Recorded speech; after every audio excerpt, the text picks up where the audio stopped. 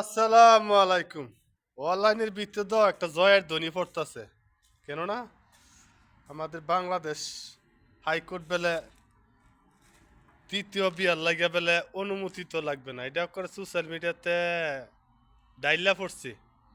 হ্যাঁ, তো গুনায় গুনায় নির্বাচন আর কয়েকদিন লইছে। এই নির্বাচনটা যাক, পরই বাড়িব বেহুলা লক্ষিন্দর।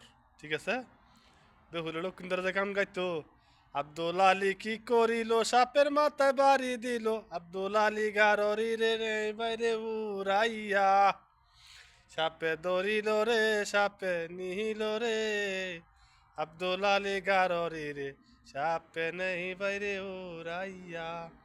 এই বেহুলা লক্ষিন্দর আর সত্যি নারী এইগুলি বাড়িব নির্বাচনের পরে।